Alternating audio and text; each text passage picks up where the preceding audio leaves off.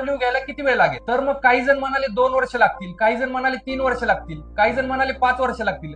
जो तो ज्याच्या त्याच्या हिशोबानुसार उत्तर देत होता. हाच प्रश्न रतन टाटा सरांना विचारला तर टाटा सर म्हणाले मला 5 वर्ष लागतील. आता तसं बघायला गेलं तर रतन टाटा सरांकडे एवढा पैसा आहे की ते एका मिनिटात घेऊ शकतात.